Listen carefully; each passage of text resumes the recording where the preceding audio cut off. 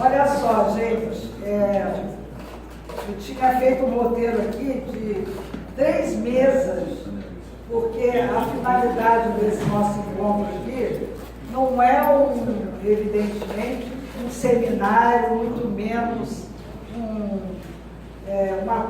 várias palestras, e sim uma mesa redonda. Então vamos falar o que vocês acharem importante sobre uma questão mais técnica, vocês dois, não é? Da barragem, e ele vai falar sobre o efeito disso aí, sob o ponto de vista da saúde pública, tá bom? Então, passar a primeira palavra para outra mulher.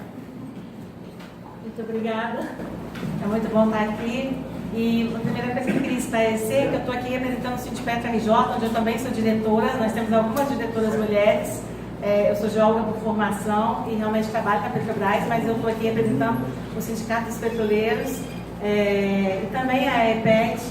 E eu queria falar um pouquinho em nome da FEBRAGEL também, a Federação Brasileira de Geólogos, né, mostrar um documento que a FEBRAGEL soltou aqui, que eu acho que muitos de vocês podem ter conhecimento dessa carta que foi feita pela Federação Brasileira de Geólogos, que ele ressalta a necessidade da gente combater o privatismo, da gente fortalecer a Companhia de Pesquisa e Recursos Minerais, a CPRM, né? E a gente também vê nessa questão da fiscalização, como é que a gente pode ter uma autofiscalização, como que as empresas elas podem contratar uma firma para fazer a fiscalização, porque a agência criada em substituição ao DNPM não tem gente suficiente para fazer a fiscalização, não tem geólogos suficientes, então que façam um concurso. Se nós temos cerca de 700 barragens que não são clandestinas, 790, quase 800 no Brasil, isso representa um perigo, né, para as vidas humanas, para o meio ambiente. Isso tem que ser tratado da forma correta, e a forma correta é capacitando o órgão público para exercer ele próprio a fiscalização. Então, que façam vários concursos de geólogo, de engenheiro geólogo. Então, essa é a primeira coisa que eu queria falar. Tá? E a segunda coisa que eu queria falar é um pouco como dirigente sindical, né, que o sindicato ele tem o papel de lutar pelos trabalhadores. E a gente vê uma Vale privatizada e vê a questão dos empregados da Vale. Então, eu queria falar um pouco sobre isso. Morreram nesse acidente 3 profissionais da área de geologia, 2 engenheiros geólogos e 1 geólogo. Né? Os funcionários, aliás, da Vale, talvez realmente tenham sido os primeiros a falecer, por conta da inadequação, da localização das instalações onde eles estavam. Então, eu fiquei bastante marcada pelo depoimento de um pai, falando do filho dele recém-casado, que tinha ido consertar máquinas lá e faleceu. E não foi acidente, gente. Né? A gente acompanhou Mariana, a gente teve, então, 19 vítimas, a gente tem agora mais de 300, porque a gente sabe que aqueles que estão desaparecidos, a chance, não existe chance, né? Vamos ser realistas, a gente sabe quando a gente tem desastres, como, desastres não, mas tem rompimento de barragem ou corridas de lama, que é um termo mais geológico, a gente tem uma dificuldade de sobrevivência, é diferente de um terremoto, por exemplo, quando você tem um desabamento seco. Quando você tem a água, né? Eu acho que um bom exemplo disso também é aquele filme do tsunami da Indonésia. Mostra como foi na realidade, mostra como não é nada bonito, como as pessoas tentarem salvar a própria vida. E aconteceu de novo agora, né? A gente viu o caso daquela menina que ela tentava subir na lama e ela aprendeu a respiração e assim ela conseguiu sobreviver. Então, é um acidente terrível. São muitas perdas humanas, aliás, não gostei, eu falei a palavra acidente, desculpa, é difícil, né? É um crime, na verdade, é uma negligência, né? A gente tem, então, que ter realmente uma medida para evitar isso.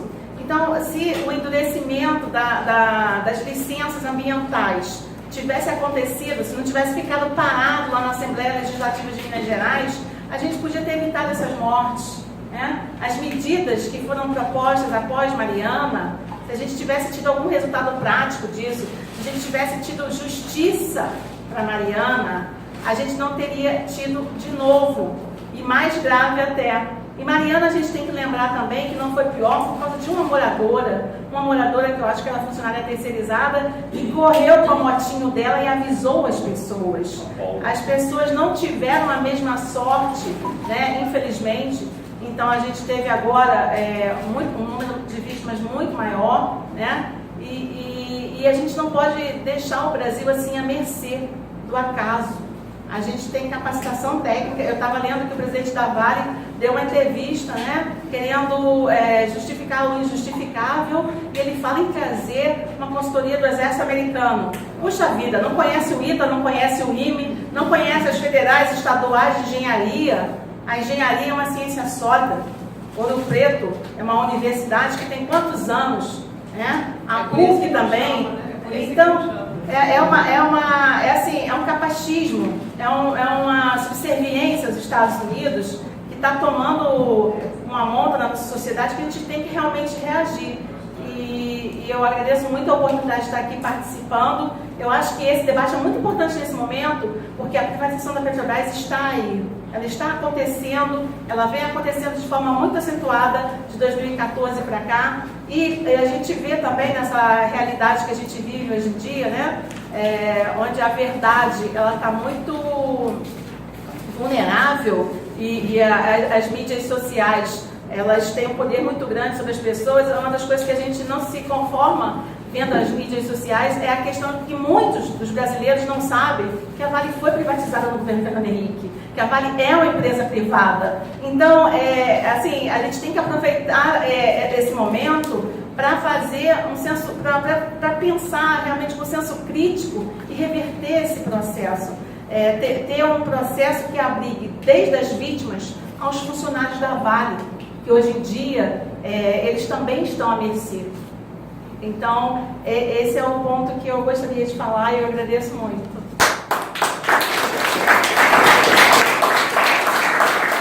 Então, vamos dar a palavra agora para o nosso amigo Carlos Fidelis, da Fiocruz. Depois a gente volta no Sindipé, tá bom? Gostaria de agradecer o convite. Eu sou diretor da FOC, Sindicato Nacional da Fiocruz. A Fiocruz está presente em 10 estados, em todas as regiões do país. A Fiocruz tem um centro de estudos e pesquisas de emergência e desastres. Nós fizemos lá uma primeira rodada para ver os impactos que esse rompimento criminoso da barragem gerou. O que a gente percebe de início é que as dimensões, as perdas, os prejuízos são incalculáveis. A gente não tem noção do quanto se perdeu ali. Estamos falando não só de vidas, mas estamos falando de todo o sistema ecológico, estamos falando do futuro, das expectativas, dos sonhos das pessoas, estamos falando da perda do presente e também da perda do passado. Essa é uma dimensão que atinge tempos diferentes, né? Tempos não só para frente, mas também acabam com as suas referências ao passado. Estamos falando de materiais altamente poluentes, né? Com problemas após a lama secar. A gente espera que surjam doenças do aparelho respiratório, doenças de pele e outras doenças do desequilíbrio ecológico. Você vai ver que você matou muito peixe, muito sapo, muitas coisas que comiam as larvas dos mosquitos. Então se abre a possibilidade, note, eu não estou dizendo aqui que vai acontecer, mas há uma grande possibilidade de epidemias de dengue ou febre amarela tendo um terreno fértil para se movimentar naquela região. Acho que situação morte é outro. Agora, há outros efeitos que a gente não pode, que a gente viu em Mariana, por exemplo, em Samarco. Efeitos como a presença a posteriori de AVC, porque você tem picos hipertensivos a partir do trauma, e isso gerou doenças que não são doenças transmissíveis, mas são doenças que impactam, né? Você tem diabetes também, você tem outras doenças psicológicas difíceis de... Tá?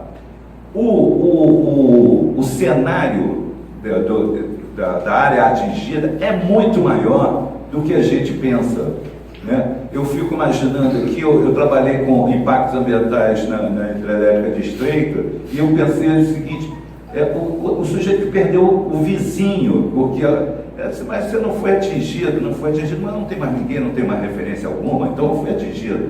Então, essa coisa é bem maior, a gente não consegue dimensionar. A gente verificou que houve uma total falta de estrutura de fiscalização, como também há uma total falta de estrutura do monitoramento que será necessário nessa área.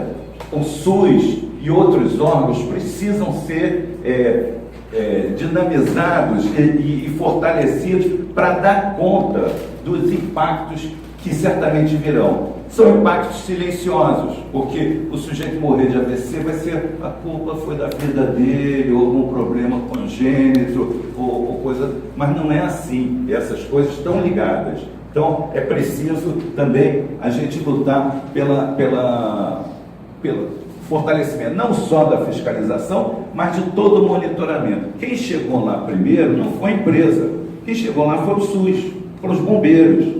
Né? Aí você tem o Estado presente e esse Estado que a gente quer defender. Nós da Fiocruz trabalhamos com um conceito de saúde que não é nosso, é da Organização Mundial de Saúde, que fala que saúde não é só ausência de doença, é muito mais, é bem-estar físico, social, ausência do medo, né? Ausência da violência cotidiana, do medo do desemprego, do medo, né, do futuro, do medo que vai acontecer com os seus filhos. Nesse sentido, a gente também tem uma concepção de Estado que diz o seguinte: a função precípua, fundamental do Estado é cuidar da vida. É cuidar da vida e cuidar do bem-estar da sociedade. Isso não pode ser uma coisa secundária no desenvolvimento, num projeto de desenvolvimento socioeconômico. Isso tem que ser o ponto central do objeto. Não é aquela história de esperar o bolo crescer para depois dividir. Não. O desenvolvimento tem que incluir o bem-estar social. Tem que incluir o bem-estar da sociedade. Senão não é desenvolvimento, senão é alguma estratégia econômica para beneficiar segmentos econômicos. Né? De A, B ou C, ou pior, de interesses geopolíticos localizados fora do país. Então,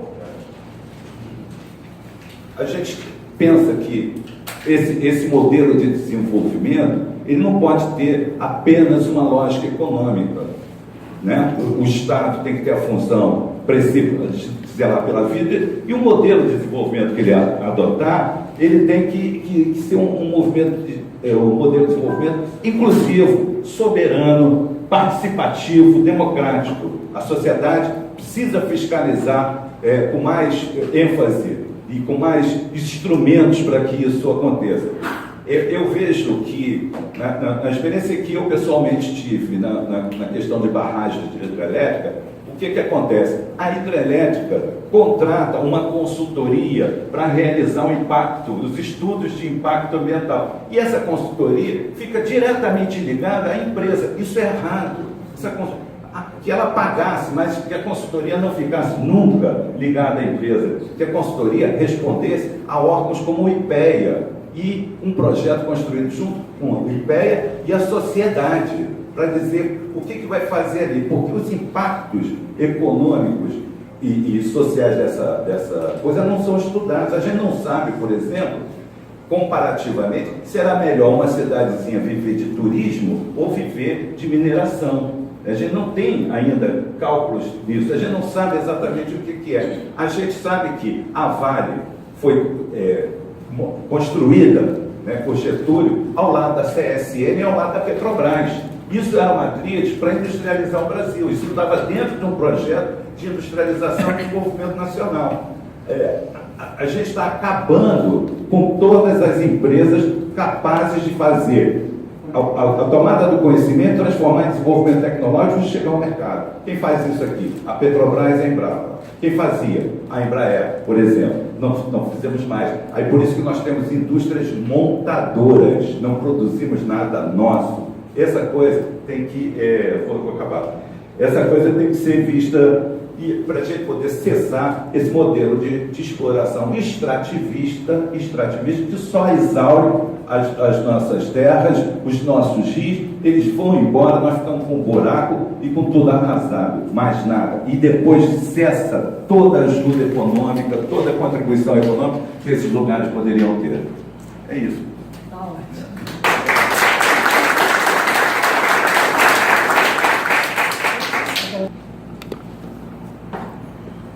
Vou começar pela conclusão. Reestatização da Vale já. Essa é a solução para as empresas públicas. Ela sempre está sob o domínio da população e sob o domínio dos trabalhadores dessas empresas. Essa é a conclusão. A parte técnica, vamos falar um pouquinho agora. Qual a melhor maneira de um empreendimento sair barato? É não cumprir as normas técnicas. É não cumprir a BNT, as NBRs, as normas regulamentadoras. É a maneira mais fácil de qualquer projeto, qualquer empreendimento ficar barato. É a margem mau gerenciamento técnico, por ordem política dos gestores, por ordem política do governo, as pessoas que elegem.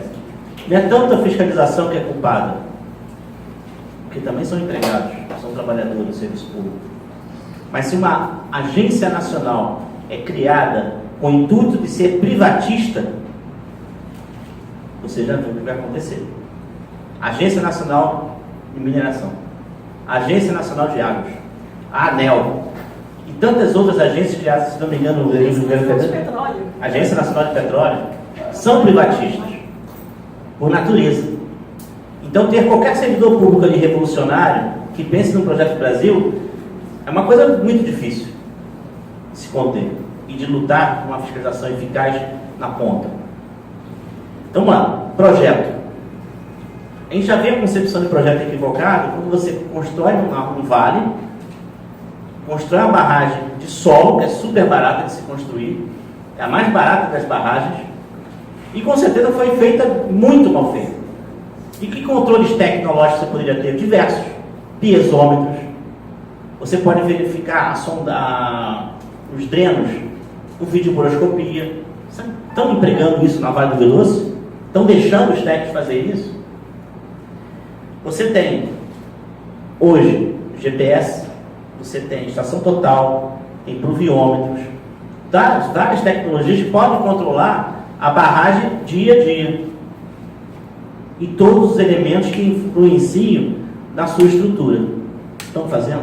A Vale está fazendo isso? A concepção dela, você não tem faixa não edificante. Na concepção que ela pode vir ter uma ruína, que provavelmente também era maneira de Talvec no passado, já que é um vale. Então, por que a Jusante tem construções, tanto da empresa Vale do Rio Doce, como em ribeirinhos, de moradores a Jusante, indo em direção aos rios, os pontos mais baixos? Nessa área de influência não tinha que ter edificação, tinha que ter mata, tinha que ter árvores, que também seria uma forma de ter uma barreira de proteção à contaminação dos canais da frente, caso acontecesse um sinistro. Dados de 2017, a Agência Nacional de Mineração só fiscalizou 27% do total de barragens no Brasil. E página, nenhuma da Vale do Rio Doce. Coincidência? Não acredito em coincidência. E sim influência política.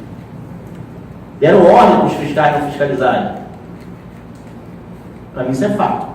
Porque depois do acidente de Mariana, é inadmissível que a Vale do Rio Doce não tivesse uma atenção especial dos órgãos fiscalizatórios. Então esse dado é muito importante. Você vê quanto o dinheiro manda nas ações de Estado. Falta de recursos humanos com certeza deve ter nas empresas de fiscalização. A falta de salário política também. E infraestrutura para trabalhar. Deve ser ameaçado também esses fiscais.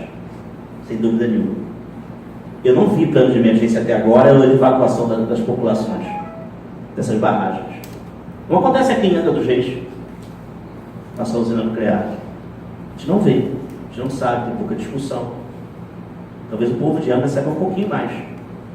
Mas acontece alguma coisa e a gente não fica sabendo logo de cara. Então a gente não sabe o que aconteceu com esse plano de emergência.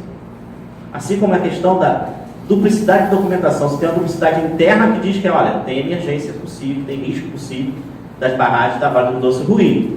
E outro relatório entregue para o Estado diz, não, está tudo bem. Isso é fraude. Isso é criminoso. Não é pouca coisa. Você também tem satélites para controlar a movimentação interna. Então, olha por quê? O rendimento não interessa. Não atender normas significa redução de custo. Aí você entra tanto na fiscalização, como você entra nos conselhos profissionais. Os conselhos profissionais têm que exercer uma atividade muito mais rigorosa de fiscalização sobre a Vale do Doce e sobre essa marca. Isso em qualquer empresa, inclusive as nossas estatais, ou de economia mista. Para defender realmente a sociedade desse tipo de sinistro. Aconteceu agora no Flamengo, no Vasco, na Jambacu, né? Foi dentro de uma área militar. Aconteceu lá no Rio Grande do Sul, uma boate. É falta de fiscalização, é falta de cumprimento de normas técnicas. O bombeiro, por exemplo, é excepcional no combate a incêndio, mas na área de projeto, fiscalização, deixa a desejar. Que não tem corpo para poder fiscalizar decentemente todos os empreendimentos técnicos. A questão também do contaminante, do solo residual, que está sendo contido. Chegar aos rios e chegar ao São Francisco, como o companheiro da escola colocou, vai gerar doença, vai gerar morte de animais e de cidadãos. Vão acontecer e vão ter desdobramento disso ao longo de alguns bons anos. Precisamos de uma Vale brasileira, para brasileiros. Assim como da Petrobras, para o Brasil.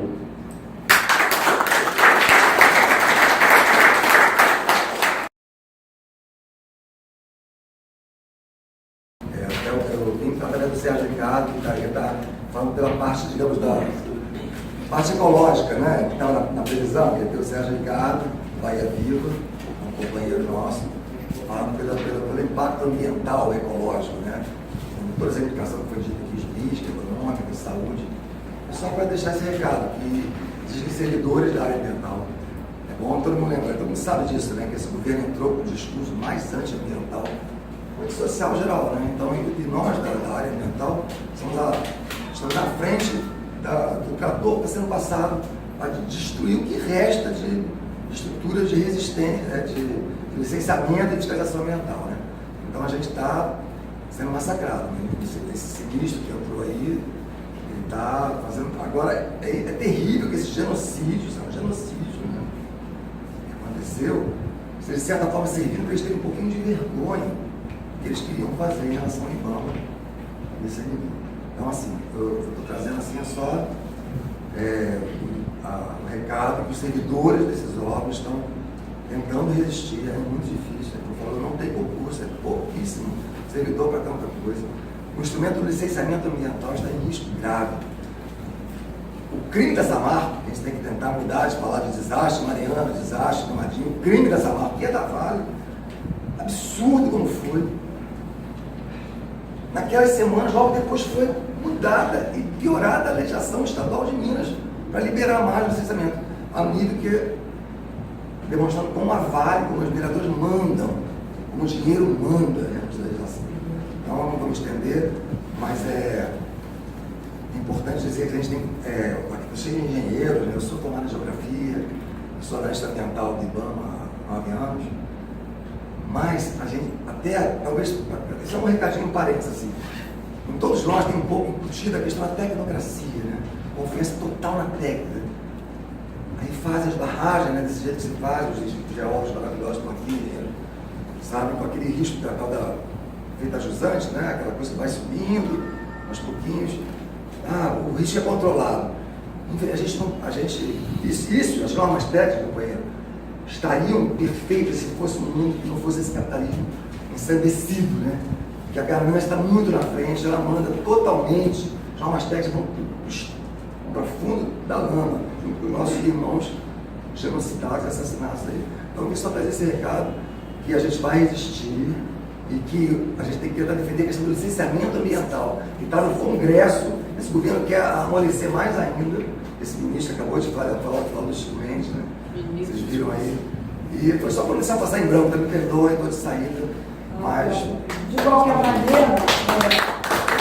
Debate rico, interessante, importante para o momento. Reforçar aqui com o Sindipetro, a gente está articulando um ciclo de debates. A Asfoc tem total interesse, se colocou lá o tema pesquisa, soberania, democracia. Vamos organizar isso. Ontem nós temos uma reunião do governo que diz o seguinte, assim, enfaticamente, nós vamos enxugar os gastos do setor público. É dessa maneira que eles tratam. A gente cheio de crise ali, destruição, desmonte do SUS, do serviço público, das instituições públicas, tragédias, crimes ambientais, e eles querem enxugar, e isso foi falado na primeira reunião ontem com a Asfoc. Então, essa é a política que está colocada, incomoda.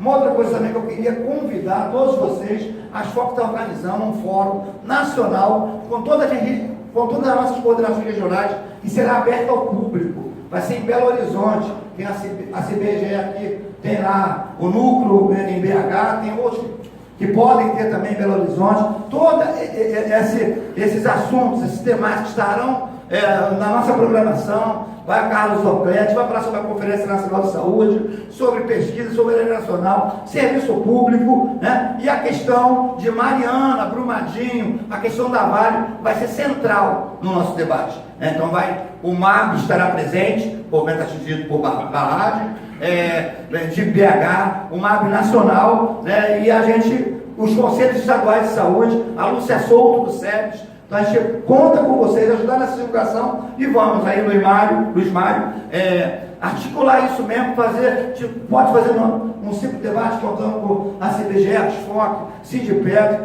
Vamos ampliar, fortalecer a resistência, lutar por uma sociedade mais justa. Obrigado. Eu agradeço, Paulo Henrique, da Asfoc.